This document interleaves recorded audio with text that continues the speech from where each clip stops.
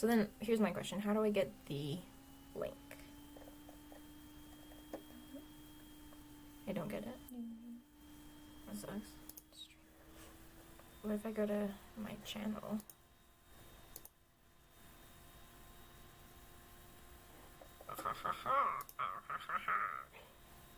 Okay. So supposedly that is the link. Never can.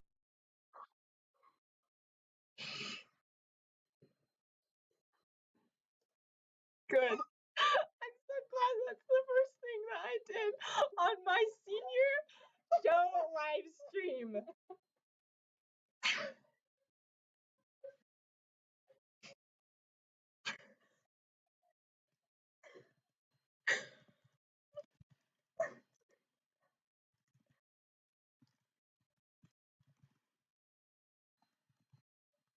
No, it's just gonna be like us laughing.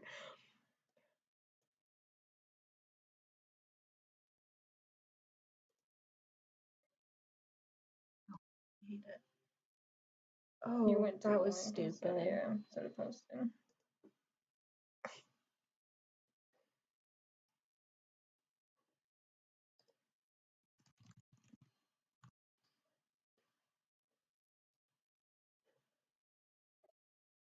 It's getting worse.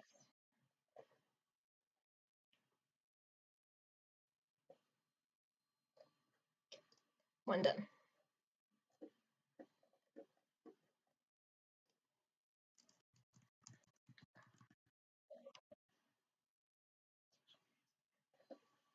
Thank you. It is. It's the past week has been an absolute nightmare.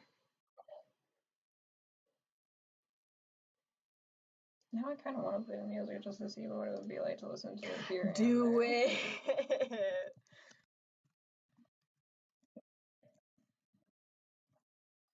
Why can we not hear you?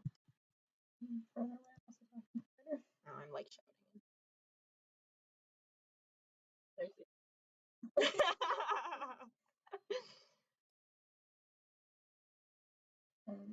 Okay, so that's my page.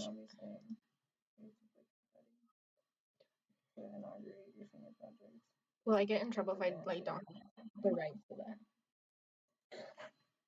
Remember when the band just like used ABBA for the first like episodes of the show? And they're like, those are still up there. We could still get sued for that. Oh gosh, that's so funny.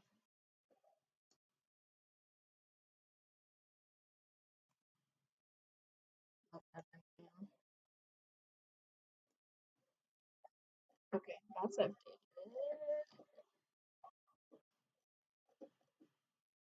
Okay, where's my recent activity though? Because I just did add a post. I don't know how to post this on Instagram, to be perfectly honest with you. Okay. I don't have a picture for this. It's like a little plant. I'm skipping Instagram. I don't want to deal.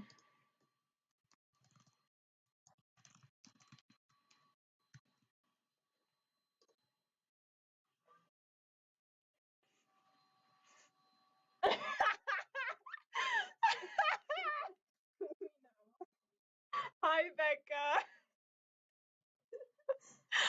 I'm so freaking professional.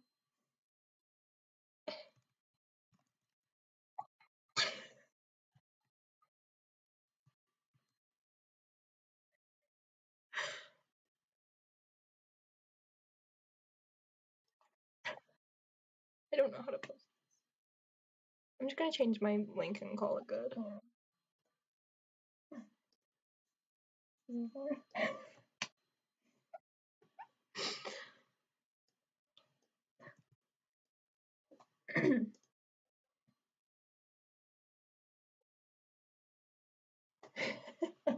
you know how many people are watching. Oh yeah, it tells you that, doesn't it? 2.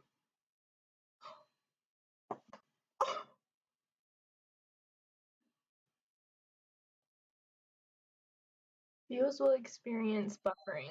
Okay, viewers, you're gonna experience buffering and there's nothing I can do about that. Oh no! Pursuing a video? Is that just because there's no video right now? Maybe it'll be fine once my face goes up on there.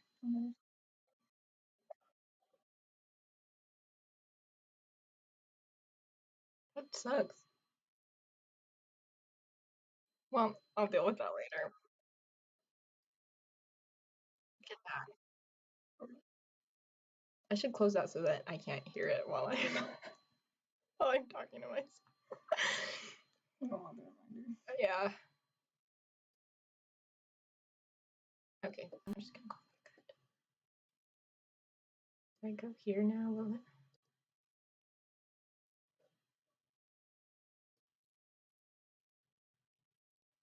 Good enough.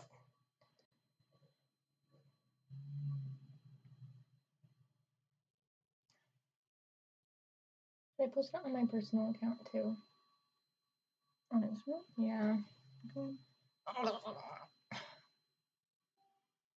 An event you're going to is starting. Facebook doesn't even know that I started my own event. Shut up, Facebook. I hate you.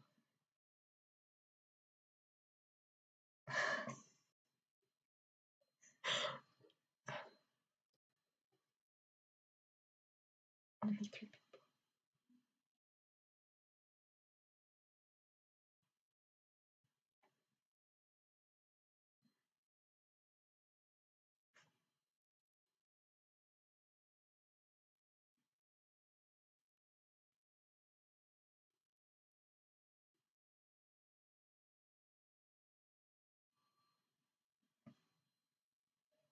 Yeah, right. You can only have one link up at a time. Okay. Instagram is a piece of shit. Thank you.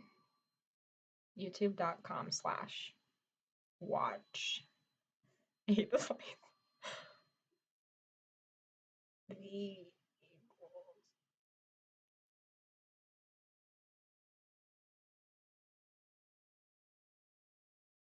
You know what? It could be longer. Is it an I? Yeah.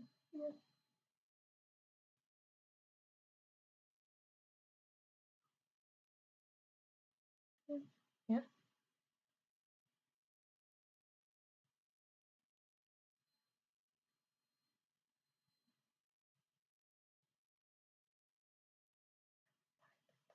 Okay, let's go.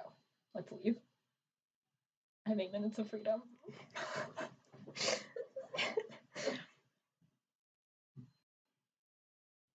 Oh, I didn't set up Photoshop. Guess that's not happening.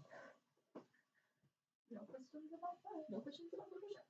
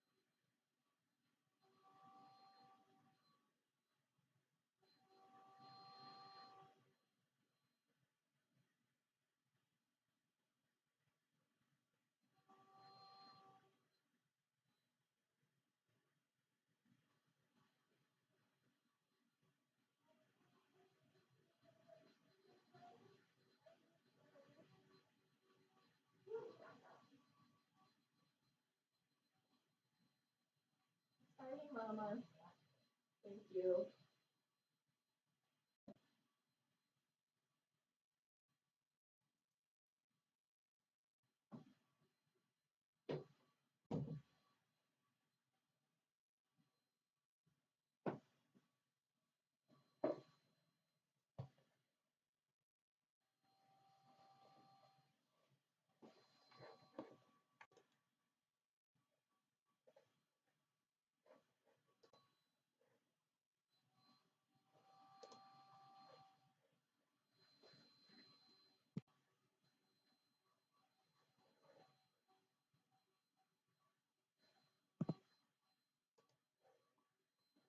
Okay. Here we are. We've arrived. My heart is beating so hard. Okay, this is fine. I have water. I have chapstick. I have my phone and my notebook and all the stuff that I planned to say and didn't practice at all. So this is going to be a time, but I am very happy that you are here. Thank you. I appreciate you taking the time. And I hope that this is interesting and not super, super boring. If it is, you can leave and I won't know, so no worries. Okay, let me pull up. I want to see how many people are watching. 7 people. One of those is me. Hi, welcome. Okay. All right. So, in case you don't know why you're here, my name's Sarah and I did some art and I put it up online as a show for my senior project. And I am here to answer questions. I'm going to talk a little bit about the pieces and my inspiration for them and kind of how they came to be. I did want to say before we get started, I made this afternoon, I made a like little Google Forms sheet. It asks questions about like your beliefs about marriage and your response to the show, the pieces. So if you're interested in filling that out, I've been reading through responses for the past few hours and they're really interesting and fun. So thank you to everybody who filled that out for me. The link to that is in the description to this video. So if you want to check that out, you can. I feel like I'm gonna cough or hiccup or burp or die. One sec. Okay. I also wanted to say thank you very much to everybody who has looked at the show and spent time messaging me and writing comments on social media. I am a person who really, really likes attention, but am terrible at asking for it. And every time I posted on social media this week, I felt like I was asking people to pay attention to me and to my stuff, and it felt really bad, and I didn't like it at all. But the way that you guys responded was so positive and just made me really feel really supported and loved. And so thank you. I really appreciate it. It's been a hard week, but I am happy that we're all here, and I'm happy that I get to share a little bit more with you guys. So let's get started. I have a couple questions here from some lovely friends. If you want to send questions, I am still taking questions. The email address is right here in the little bottom of your screen. I figured out how to do that. Wait, I can't point to it. Oh, this way, that one. That's the email address you can send your questions to if you want to. I'm going to try to get to them all. And I'm also going to be like simultaneously checking to make sure I haven't gotten more questions. Exciting, exciting, exciting. Okay, we're good. No more new questions so far. Okay, so I did want to just start by saying, just by telling you guys a little bit about the project. A lot of you guys asked questions about specifically the inspiration behind the project, and so I thought that we would start there. So the story is, I was taking this awful spatial drawing class in, I think it was my 3rd year of college. I was doing an art and design BA, which is what I'm going to be graduating with. And so one of the required courses was this spatial drawing class. And basically it was like perspective based. So when you really suck at perspective, doing a whole class based on perspective is like not a good time, surprisingly enough. So I had a terrible time. I hated it. But one of the assignments that I did enjoy was a narrative illustration. So basically we had to tell a story in one image. And so I spent a lot of time like thinking about ideas, thinking about like what's like immediately intriguing, because if it's only one image, you only have so much space to spark people's interest. And so I did immediately start thinking about like clothes. I was like, maybe if someone was wearing like a giant hat, that's enough to spark a story. But I didn't really feel like it was. But that's eventually what led me to like a fully decked out bride. And I was like, basically, any place that a bride is that is outside of her like wedding venue is gonna be like a story, right? Because it just doesn't, it's not something you see all the time. If you see her outside the wedding venue, she's either headed there, you know, like in the car, like going there right now, or something is terribly wrong, you know? So I thought I would stick a bride in a subway. I actually had her like running onto a train. And I was like, that's a story. And so I did submit that assignment for that class. It was kind of a bad drawing and I didn't get a very good grade, and whatever. But I kind of like kept the idea in the back of my head. And that was 2 years ago now. So I just thought it was really interesting the way that idea has like stuck with me. When I started thinking about subjects for a show, I didn't even have to think about it. I knew that I wanted to do these brides because I had like a couple sketches already planned out. And what I thought was really interesting about this project, to me at least, because I'm very interested in my own psyche, I kind of thought it would be cool to explore like how my personal opinions about marriage have changed over the past 2 years. I will say when I started out and when I first had this idea, I had the bride running away. Like in my mind, it was the bride running away because I would say like a very negative attitude towards marriage. And that comes from like a lot of different things.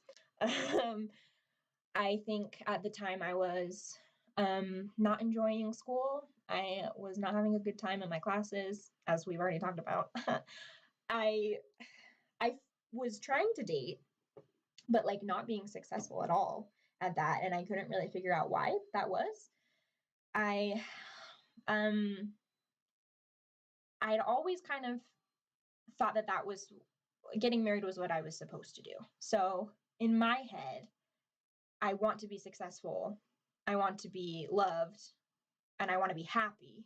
So like all of these things equaled marriage in my head, right? So that's where I was coming from. And the fact that like no matter what I did and no matter how much effort I was putting in, like marriage was not happening for me, like nowhere near close. It was hard. It was really hard. I thought that I was a failure basically because I thought that I had a set plan that would lead me to success and I couldn't get there. And so I spent a lot of time just thinking like, what's wrong with me? Which is terrible. And very, very thankfully, I, over the past couple of years, have just been able to like kind of let go of that. Because it took me a while to realize it. But like once I stopped feeling bad for myself for like 5 minutes, I was like, I'm happy. Like outside of this like requirement that I feel like I'm not meeting, I am happy in other aspects of my life. Like I'm creating, the art classes are going much better. I feel like I'm moving forward in a direction, even though it's not the direction that I had originally planned for myself. I'm still progressing, I guess. And so that it was like a pivotal like those 2 years, my last 2 years in school have just been so much better. for me mentally. And so I'm really grateful for that. And I think it's really cool, like that I kind of got to see that progression in this particular project, because when I started it out, I wanted all of the brides to be running away. I wanted them all to be leaving their weddings because that was how I felt about weddings. I was like, get them out of there. They don't need it. Because I was kind of like trying to rebel.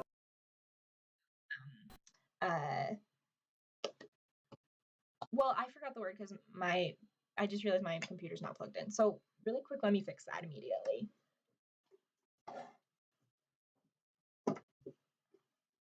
Failure. I was rebelling against my sense of failure that I felt. Okay, that's plugged in now. Can you imagine if my laptop had just died in the middle of this? I could lose my mind. Okay, I'm just gonna check my stream. I think we're still good. Okay, we're good. I'm gonna keep going. What was I talking about?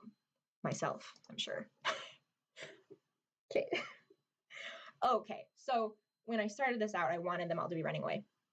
And then as I kind of, the funny thing about this whole experience is that as I kind of like let myself stop stressing about getting married, it became less important to get married, which in my personal case was very, very healthy.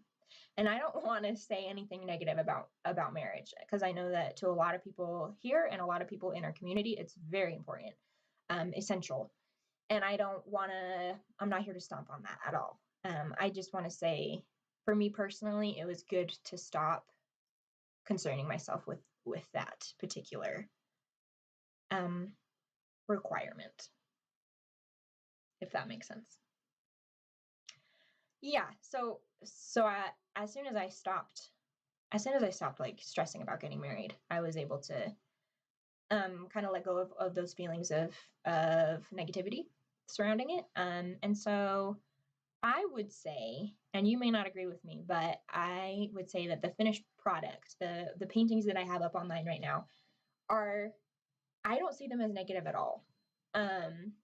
And I think that obviously that varies from painting to painting, because as I went along, I decided that instead of all of them running away, I wanted them all to have their own stories. And I do feel like I know what each individual story is for each individual bride. But I decided pretty early on that I didn't want to share that information because I was really interested in how people were going to perceive them, with like bringing your own like attitudes about marriage and your own experiences. And I didn't want to take any of that away from you just because I was like mad, you know?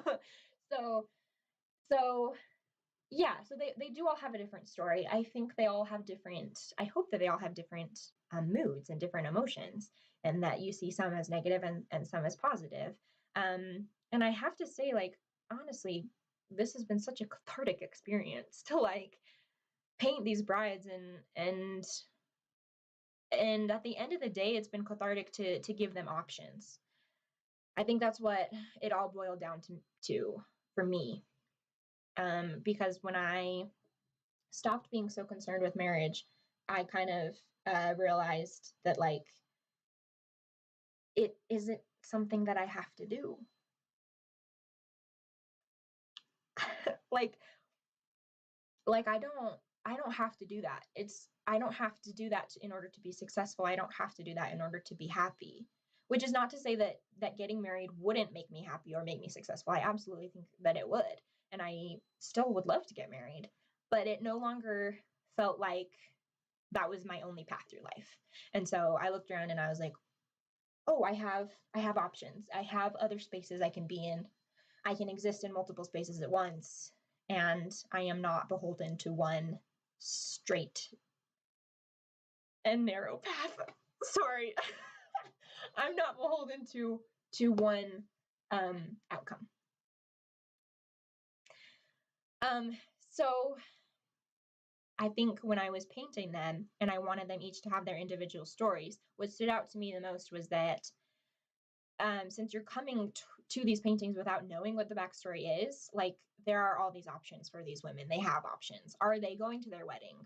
I don't know. Are they leaving their wedding? I don't know. But either way, they're choosing, you know? And that was like so important to me and still is very, very important to me. And so that's why these paintings are so exciting for me to get to show, because I have been working on them for a long time. I've been keeping them very close to my heart for a long time. And sorry to like pour out a bunch of like trauma on you, but I'm happy to get to share them and to be like in this place in my life where I feel good about what I'm doing and where I'm going. And yeah, I love you guys, and that's something that I wanted to share with you. So thanks for being here to listen to that. All right, let me check on my speed again. Stream is healthy. Thank you, YouTube. Great. Okay, I think that's all that I wanted to say about that. Let me see. Yeah, options. Okay, cool. So, I think that's all that I wanted to introduce you to as far as the paintings themselves go. Actually, I definitely feel like there was something else I was going to say and I can't remember, which is unfortunate, but also very predictable. So let's continue. I'm going to move on to some questions. We are at 7:16. Okay, doing great. Okay, so where's my first question? Let's find it.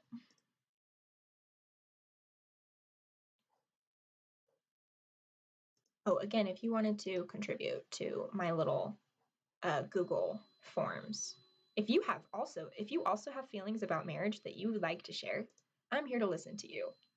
The Google Forms link is in the description. All right, cool.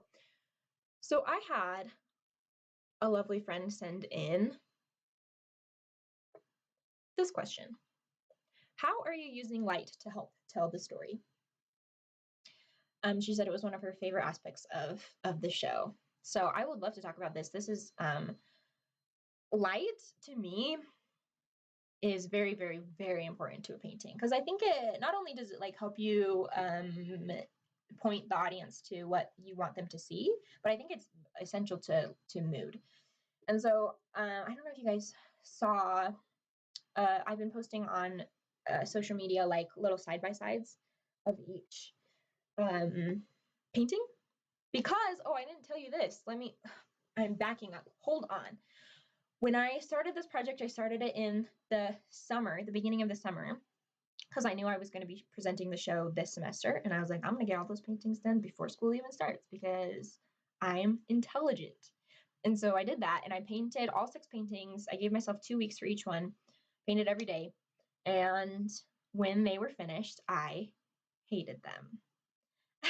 They were hideous. So I've been posting that first set of paintings next to the set of paintings that I have now, the ones that I posted, because I did redo every single one of them starting at the beginning of the semester, which was insane. Granted, yes, insane, but I think worth it. I think very much worth it. And now let me show you this thing, because I think I figured out how to do this thing. Did I? Not sure. Let me try.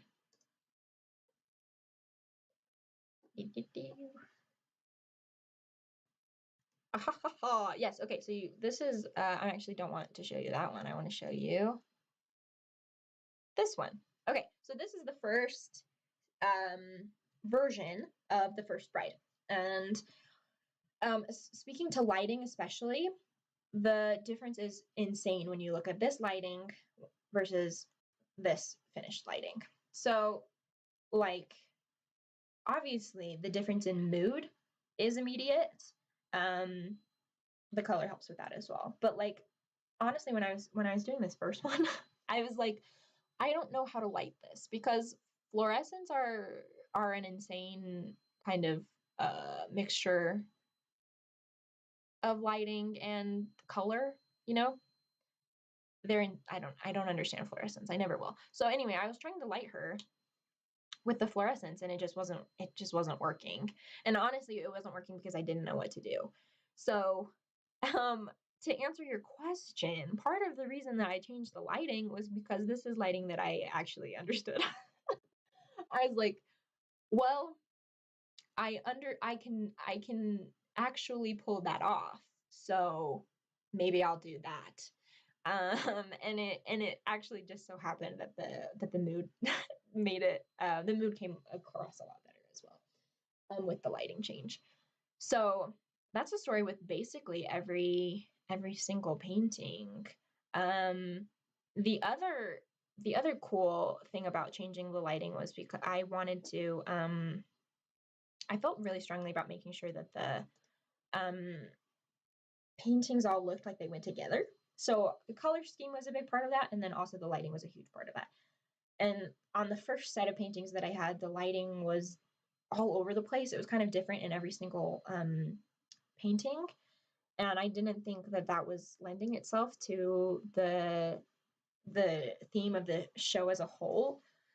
And so I was like, if I can do like late afternoon, like stretching sunlight in each painting, I can do that, and then they'll look very similar. But how do I make the moods seem different for each painting? Because again, I wanted each painting to have its own story.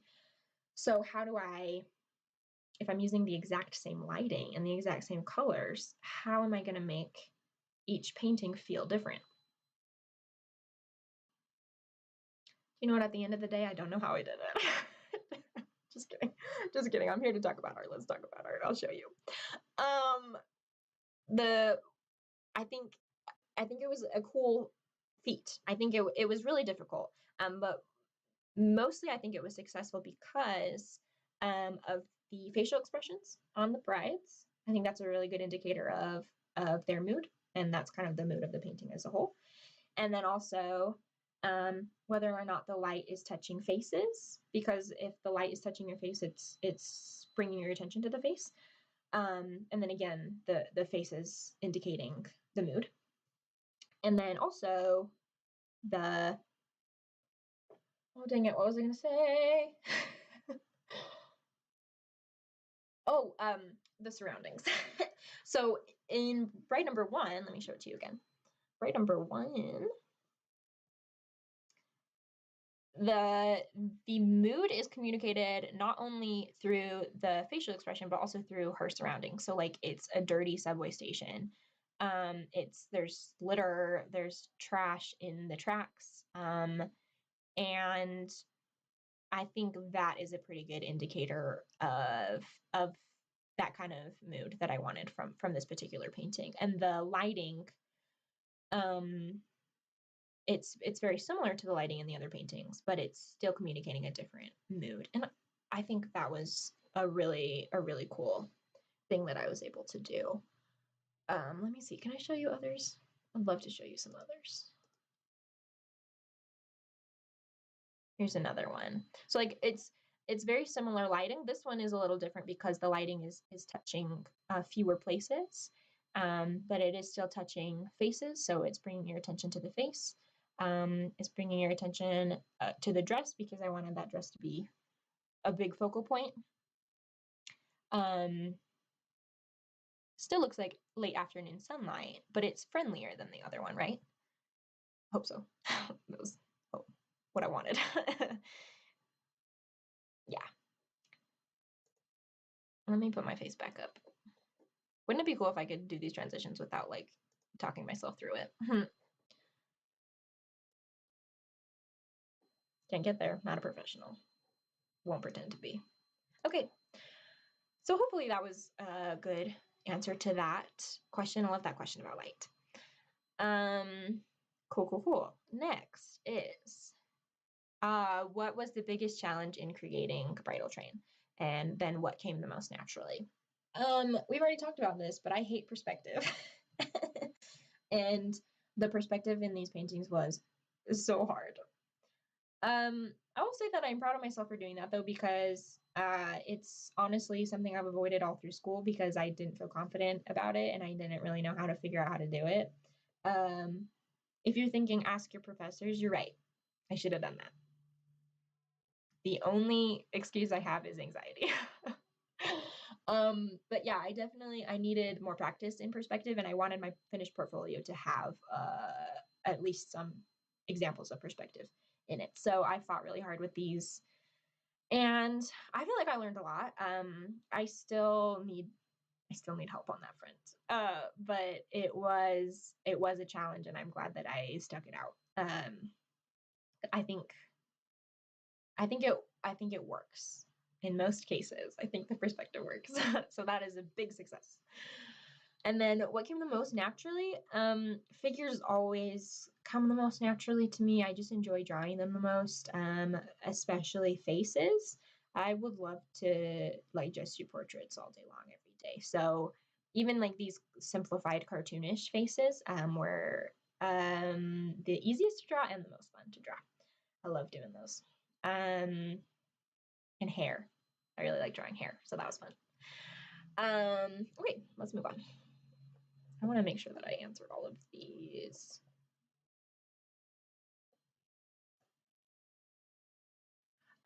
She also asked, are your brides based off of any people that you know, / any fictional characters? And then have you given them personalities and backstories? And she says, with all the time that you spent with them, I'm sure you feel close to each one. I do. I absolutely do, which is wild. But I think because the project was like such a cathartic experience for me, like we talked about before, I think it was really easy for me to relate to them and to feel close to them. So like, I love them all very dearly. But as far as like based off of people I know, not really. And not really any fictional characters either. I kind of went off of the backstories for them. So like when I think about them, I think about like the mood that they're currently experiencing, like the emotion that they're currently experiencing. But as far as backstories go, I definitely know. I feel like I know, like I said before, like whether they're all leaving or whether they're all headed towards their weddings, and whether they're happy or sad about that. But yeah, I'm not telling you that. It's up to you. Decide on your own. Use your imagination. Sorry. Okay. Oh, she also asked, which bride is your favorite? And do I identify with any of them? Yes. I think I identify with all of them. They're all like my feelings thrown up onto paper. Therapy. Art is therapy. A favorite though it's so hard for me to pick a favorite. I love number 1 and I love number 2. I love all of them, but those two I think are, there's something about number 1 in my heart because it was the first one that I redid and I looked at it and I was like, thank God I'm an artist, you know, like thank God I'm like actually I'm gonna be able to show paintings that I'm proud of. So whenever I see number 1, I'm like relieved and proud. Also, I think that as far as like identifying with them, I really identify with the number 1 because she feels the most indecisive and the most anxious to me. And those are both me. I'm built out of indecision and anxiety. So I relate to that. And then number 2 I relate to because I think she's hilarious and I aspire to be her. So not so much that I feel like her, but I want to have her like sense of like identity, you know, and also like her, I'm just interested in what her priorities are, you know. I want to have a conversation with her and I want to be just like her and I love her. Cool. Should I be showing you these while I'm talking about them? Would that be helpful to anybody? Maybe. This is number 2, so that's who I aspire to be. With her Cheeto dust everywhere. I don't think of her so much as disrespectful as like she knows what's important to her. You know what I mean? I think that maybe some people think this is like kind of a negative one because she's being disrespectful either to like the what's the word? Convention of marriage. That's not the word I'm looking for, but it works. Like she's disrespecting marriage itself, or she's like disrespecting whoever made her that beautiful dress. But I personally I think it's funny. Okay, where's number 1? This is number 1. So this is the one that I feel like I identify with, and also that I just feel very proud every time I see. Okay, back to my face. Let's move on. It's 7:30. Who's bored? Not me. Okay. I talked about perspective. Okay, so here's some more questions. Is the order that the works are presented in significant? Yes. Not so much in that it's supposed to be like a consecutive story that you follow from like narrative to narrative, but I did think about the order a lot. I knew that I wanted to start with number 1, because I think that it makes the most sense to people when you say I'm doing a series about brides on public transportation. I think immediately people are just like, oh, so they're running away from their weddings, which is not to say that number 1 is running away, but I think out of all of them, she gives you that vibe the most. That's a personal opinion. Again, I'm trying really hard not to like tell you what to think about the paintings. Think whatever you want about the paintings. They're yours as much as they are mine. But I knew that's what I wanted to start with because I kind of felt like it would ease people into it. And then I slam you in the face with Cheeto Girl. And I'm like, what do you think now? And then I wanted to break them up in terms of mood and composition. So like we have like a portrait, which is number 1, and then we have a landscape immediately after with number 2. And the moods are very different between those two. And then you go from like number 2 into number 3, which I think of both of those as kind of more joyful and whimsical. And then you go into the really romantic one, which is number 4. I should be showing these to you. I gotta say, it's hard to talk and navigate this thing at the same time, so I apologize, but I am going to try. Here is number... oh, see, no, that's hideous. Close your eyes. Nobody look. I'm gonna fix it. Okay, there we go. This is number 3. This is number 3, so I think of this one as joyful. And then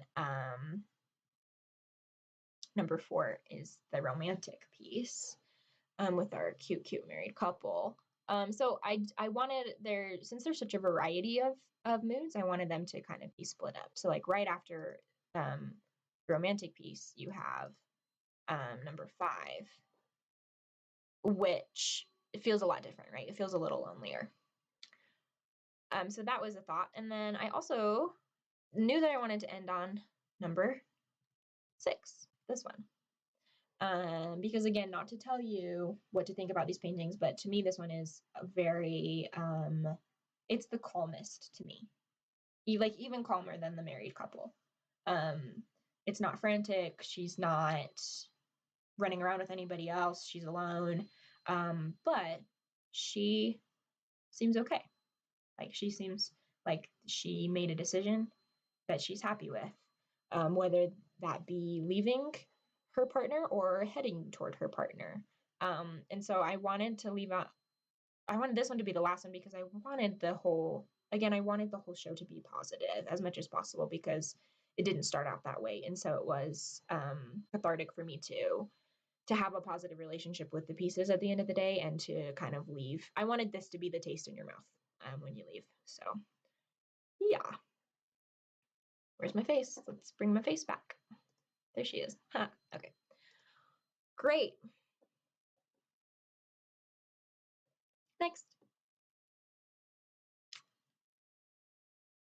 Okay, so this is another question that says, what was something that was challenging about creating these works? So I did talk a little bit about perspective beforehand, but there were multiple things that were challenging about these works. So I'm going to answer this again, but with a different answer. How exciting.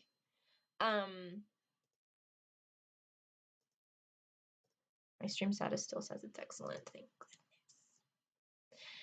Okay. So another difficult thing for me when doing this, burping, I'm sorry, excuse me, was making sure that the narrative was coming across. And I have talked about this a lot now, so I'm just going to touch on this really briefly and then we can move on. But I do feel like I have the tendency to spell things out for people sometimes, and I didn't want to do that with these particular pieces. And so it was difficult for me to like look at the finished piece and be like, is that clear?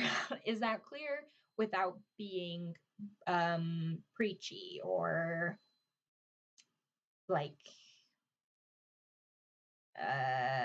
shallow, I guess. I didn't want them to be like one look and you're done. I did want them to be intriguing. And so that was a difficult balance to work out. But I think I got there. I don't know. Hopefully. If I didn't, don't tell me. Just kidding, you can tell me, but be nice, please. Okay, another question is, do you think you would create more works in this series? I've been so focused on these ones that I have not even considered more.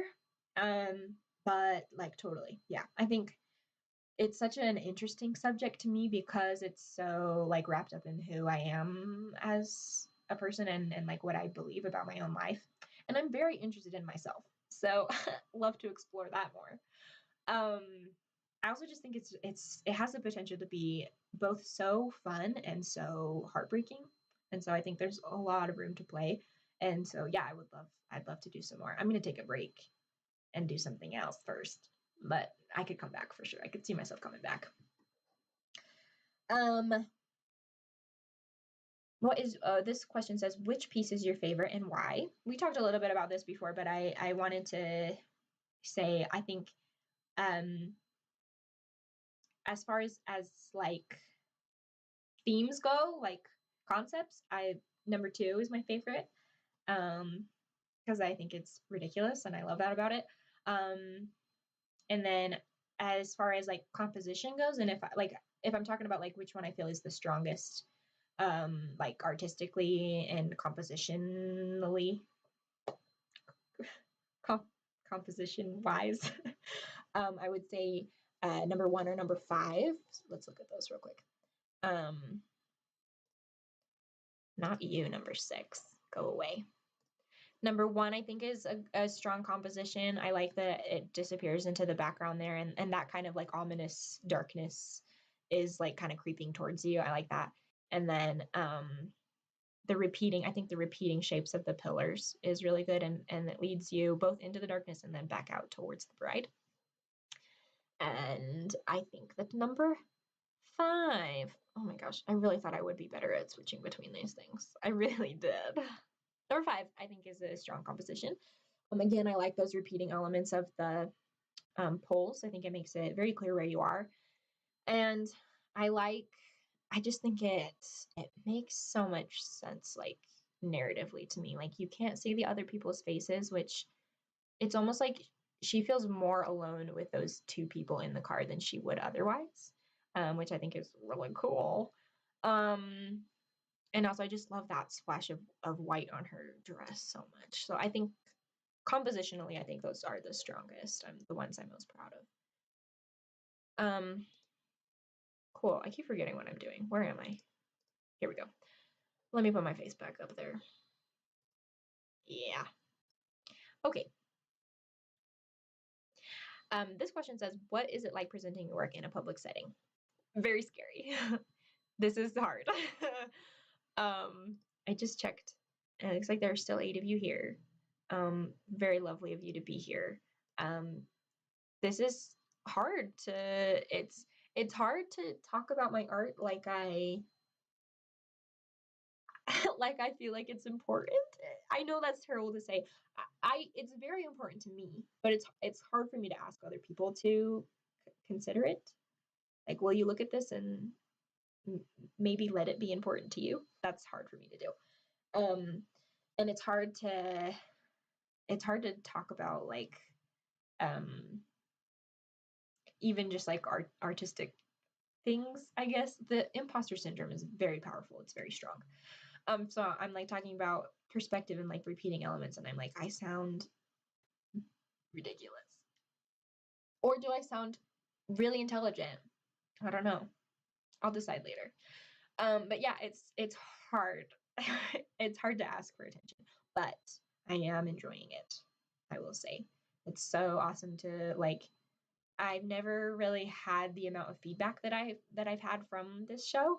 And it's really cool to get that much feedback and to have people like interested in it and interested in like the concept and asking me about like, where did that come from? Like, what does it mean? That's really cool and not something that I have experienced very much before. So I'm enjoying that. And it's really just so great to feel supported and to feel celebrated. So thank you for making that possible.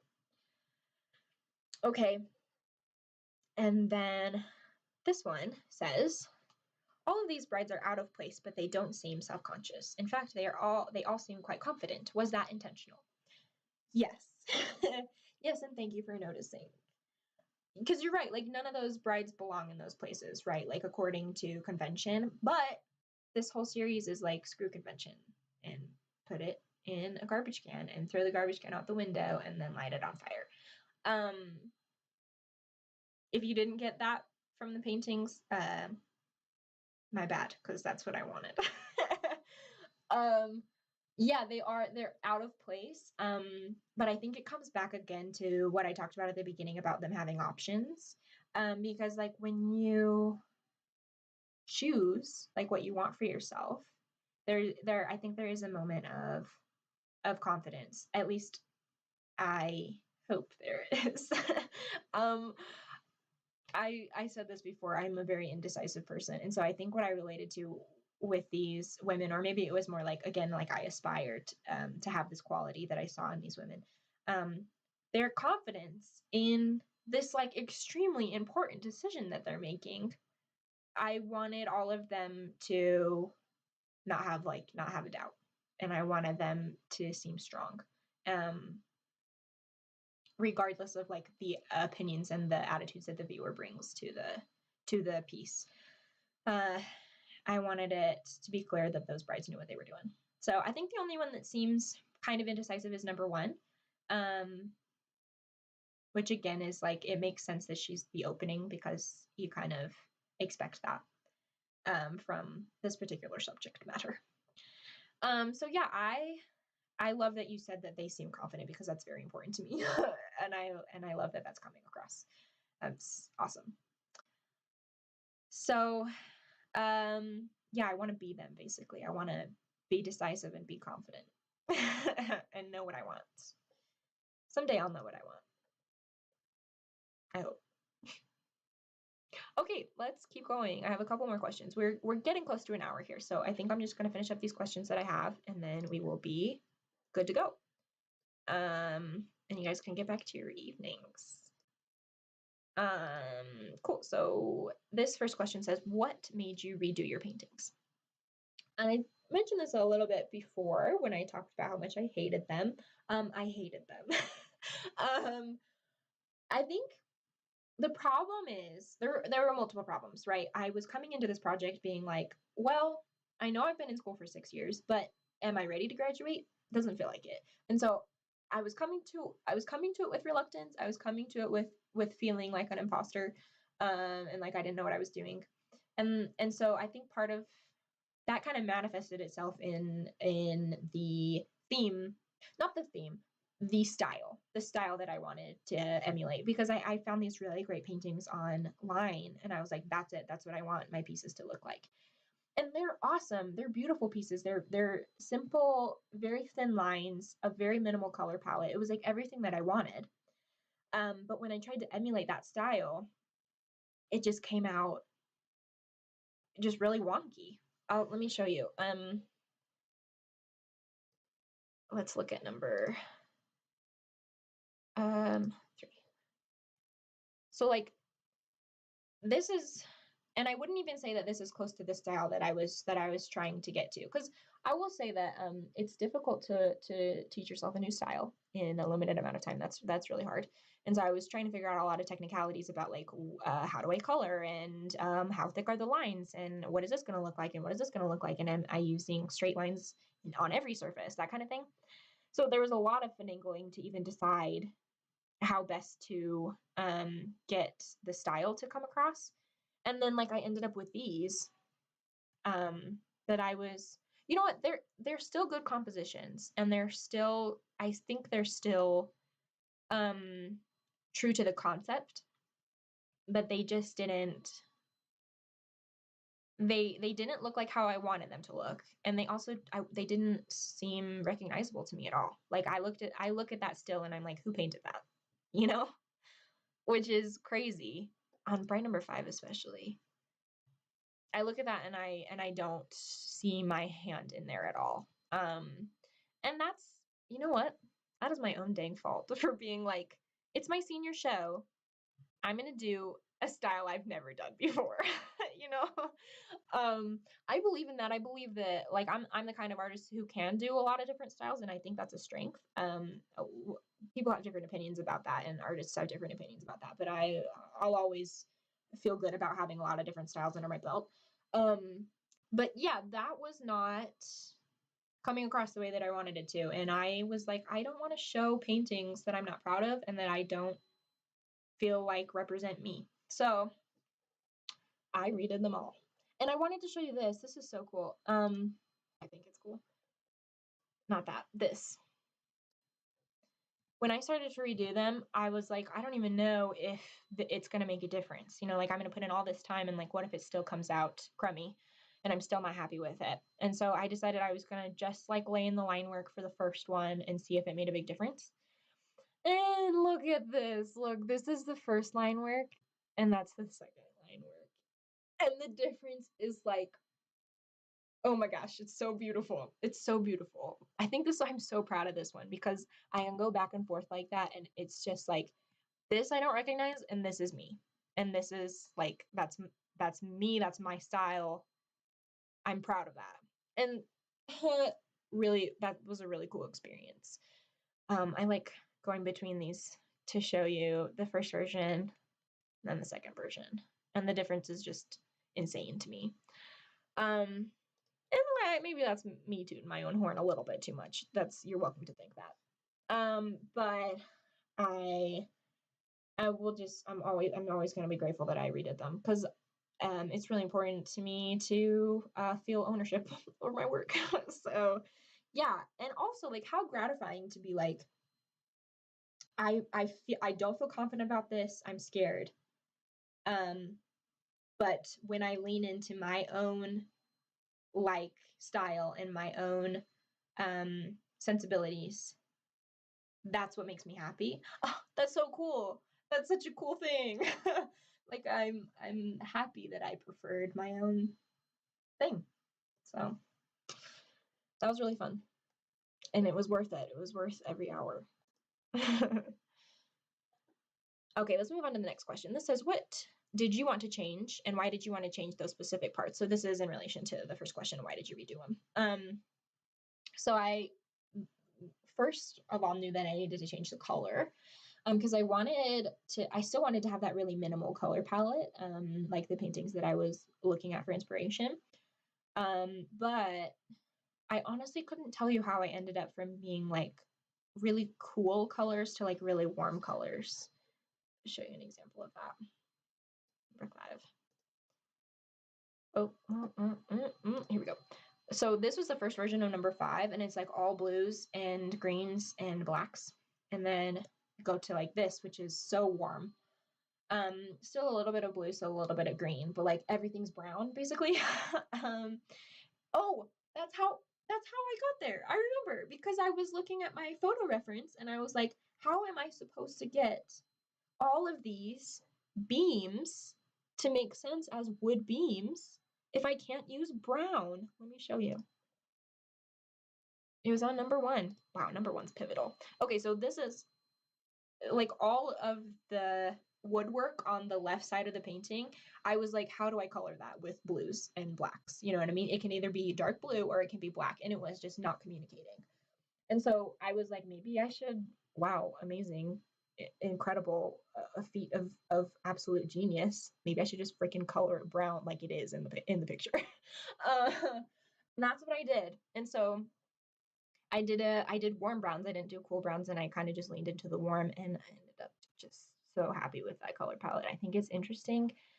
I think it's warm, but it still conveys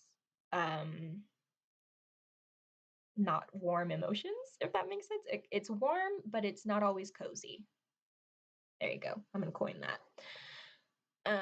So yeah, that was a big shift when I did the new color palette, and I actually had a color palette on Photoshop that I would just copy and paste onto the next Photoshop document, project, whatever.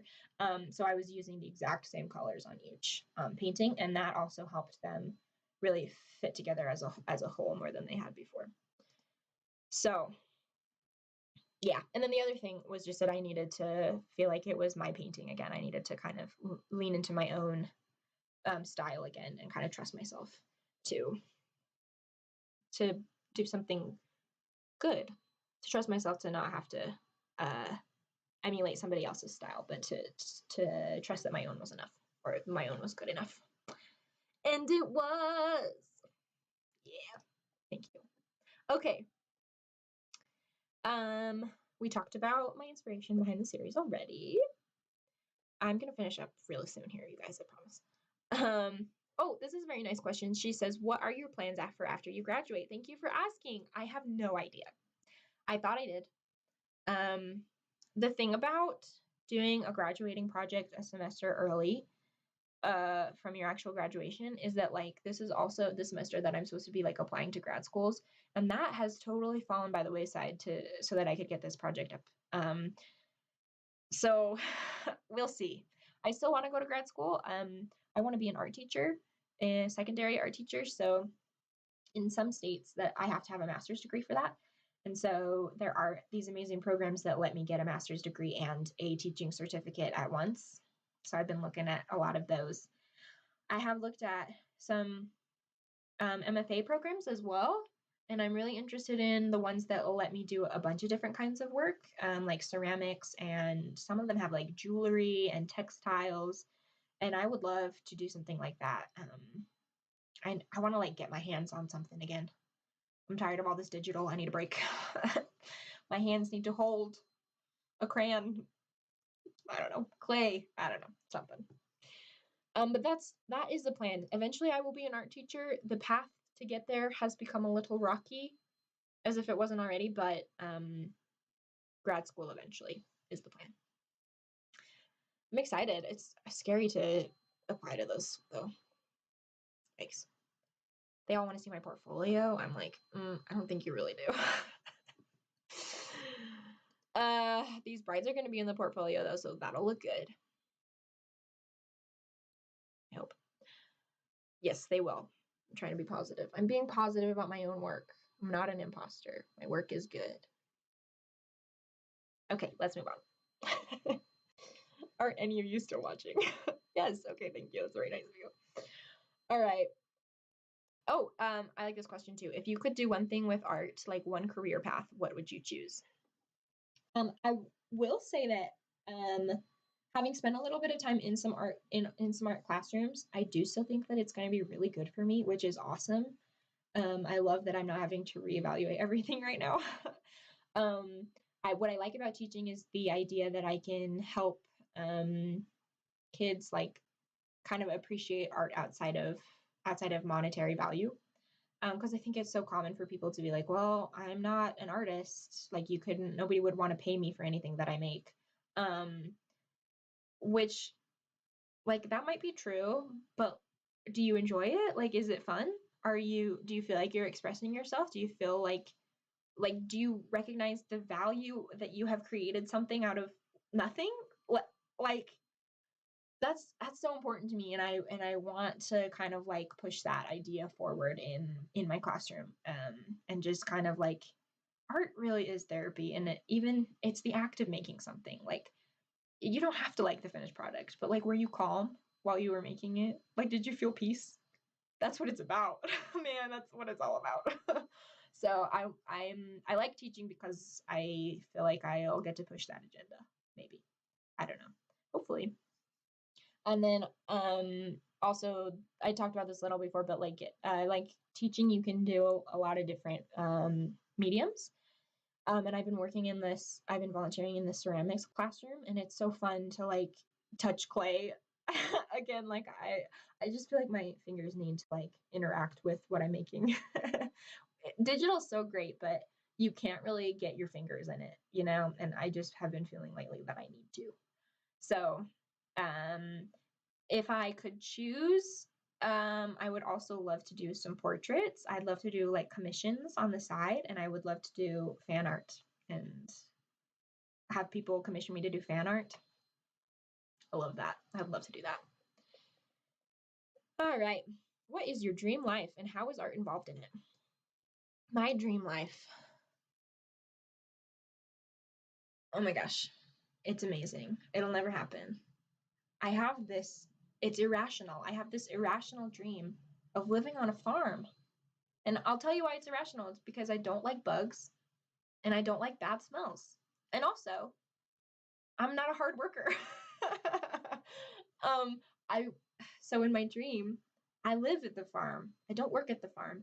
I just like have a room to myself where I paint all day. And I go on long walks through the fields and I have a dog and probably it's in Scotland and people talk in Scottish accents. I just heard my mom laughing at something I said on the live stream downstairs. Oh, I love you, Mom. So that's my dream life.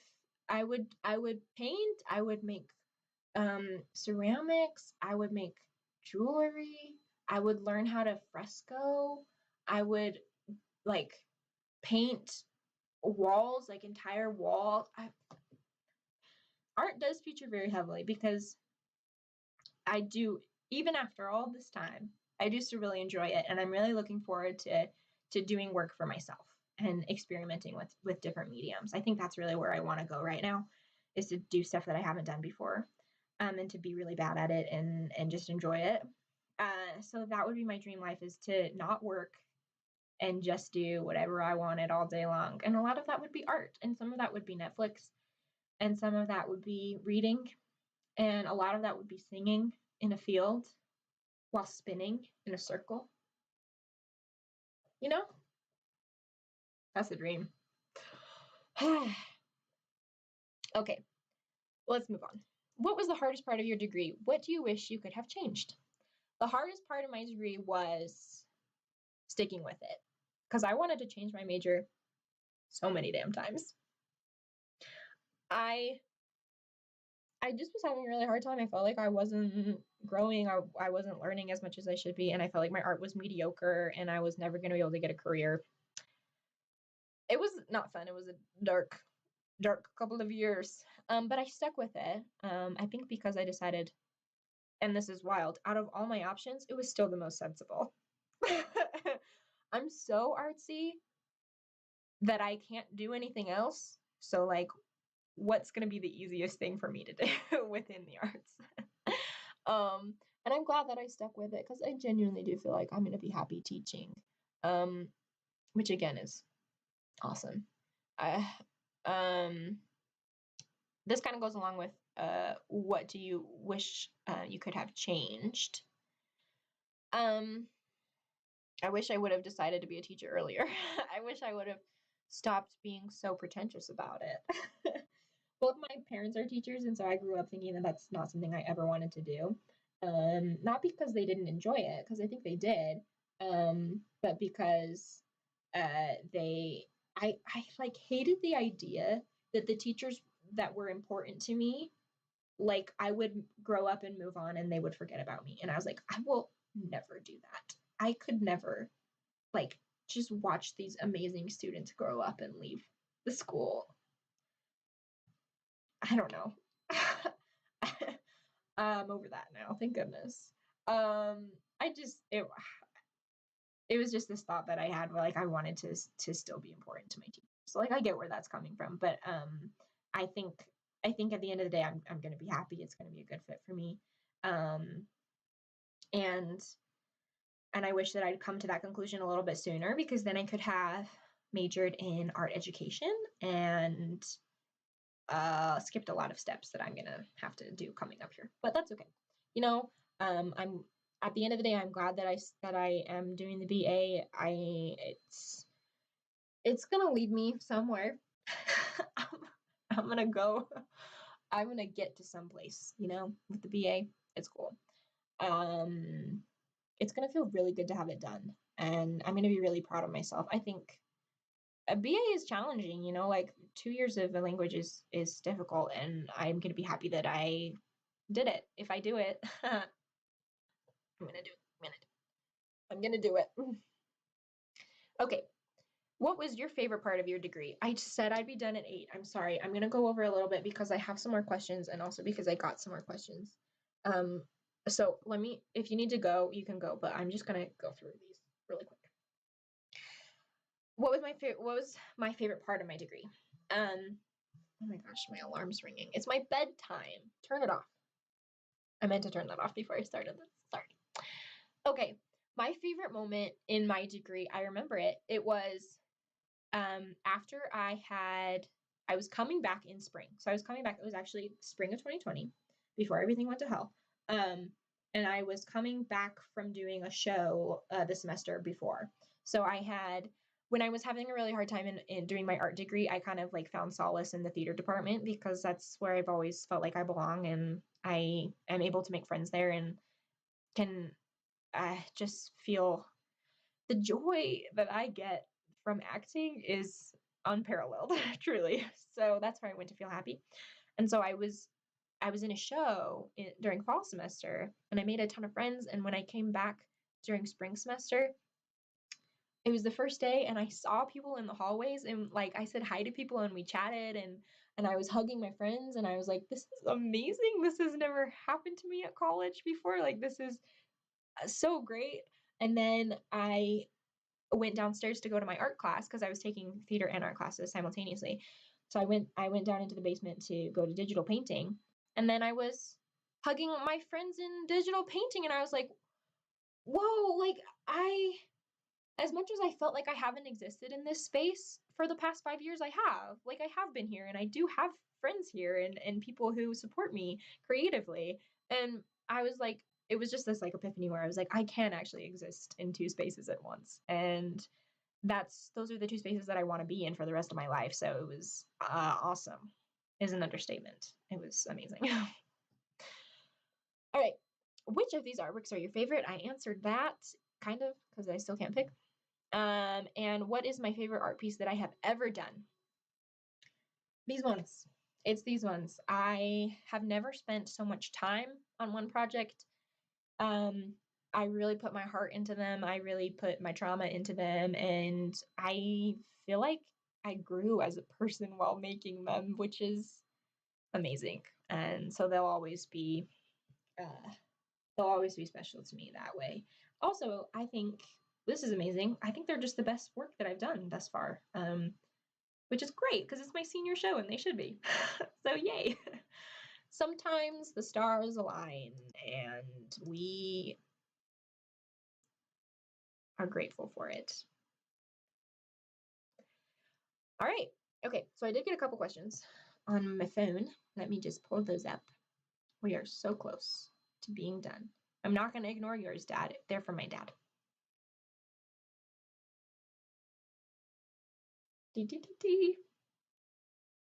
They're loading. Okay, so Dad asks, how does size work with digital painting?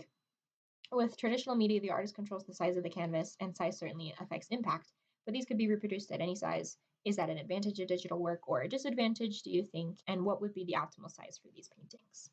Great question. I wish that I had spent a little bit more time in the print shop at school because print is so important for digital art. If you want to get it out in like a more traditional form, which if this show had been in person like it was supposed to be, I would have had to print these pieces and figure all of that out. So there's a lot that goes into it as far as like making sure that your colors are the right, what's the word, mode, because print colors are different than screen colors. So kind of the same thing goes along with size. The best thing to do is start out at the size that you would print at were you to print. Basically, every piece that you start, you should like just assume that you're going to print it at some point. Just you have to believe that it's going to be good enough to want to print. And so these pieces are 16 by 12 inches, and that's the size that you put in on Photoshop, and then that affects like the resolution and the dots per inch. Yeah, DPI. So that's like a huge file size to put online. but it's going to be really good quality when you print it. So it's really easy in Photoshop to, once you have a finished product, change the resolution, and then that makes the image smaller as well. And so usually when I'm uploading to social media, I change the resolution to be 72, even though you start at full resolution, because again, just in case if you want to print it, you want it to be full quality. So then if I'm uploading to social media, I change the resolution to be smaller and then hook it up there. It's better to not have it be super high quality online, because it takes up space, and also because people will steal it sometimes. I mean, not my art, because I'm not well known in the community, but like if you put up like a really good quality image, then somebody could like snag that and print a really good quality shirt, and you don't want that. Well, most of us don't want that. I can't speak for everybody. So yeah, print wise though, you want it to be full quality and full size. So these guys are 16 by 12. I believe that's the option on Redbubble. I didn't plug my Redbubble shop. If you guys really like these images, you can purchase them as prints on Redbubble. The link is in my description. And so I think that's the smallest size, is 16 by 12. And yeah, what else did this question say? They can be reproduced at any size. Of course, like the further you get from the original size, the worse the quality is going to be. Especially if you're going from small to big. And then I do think that it's an advantage of digital work, especially for like art prints, because it's so easy to like sell art prints these days through like sites like Redbubble or Imprint or something like that. But I will say that I would have a better appreciation for the importance of like dimensions and size if I was a traditional artist. Because like most of the time I get on Photoshop and I'm like, 5 by 7, that sounds good. You know, I don't really think about it that much. I had to think about it for these guys, these paintings. And I did have a flub at the beginning where I started painting one on a very small canvas, and I had to start over. It was terrible. Luckily I caught it pretty early on, and I made all the canvases bigger at once and didn't worry about it again after that. So yeah, digital art is so convenient. It really is. And I love it. But I think there's value in both, obviously, because sometimes you do just want to get your hands dirty. And sometimes you want to have like a huge canvas, and you want to know what that looks like while you're standing in front of it, rather than like being on your computer and like zooming in on Photoshop. So yeah, I hope that I answered all of that. I wish I knew more about printing. I really do. Whoever bought a print on Redbubble already, thank you. I love you very much. I feel validated and like a superstar, basically. So, okay, those are all of the questions that I have, and I have talked for a long time, so I think we're good here. If you're like gonna be so sad to not see my face anymore, I understand. Call me. I love you. I miss you. Thank you so much for being here and for sending in questions. I hope that I was coherent through all of that. And I hope that the stream worked okay. I think that the quality was okay for most of it, so I'm really glad about that. Relief. Awesome. Okay, so this is going to be up on, I'm going to put it up on, well, it's already on YouTube, but what I'm trying to say is that it will be watchable after this is over. So if any of you are interested in that, you've already seen it. You don't have to come back and watch it again. But if you know anybody who would like to watch it and they missed it, it will be available. So yeah, thank you guys so much. This has been difficult, but I'm proud of what I did, and I feel really happy and grateful that I got to share it with you guys. I've been like bitching about social media the past couple of days and how hard it is to post on it, but I think I was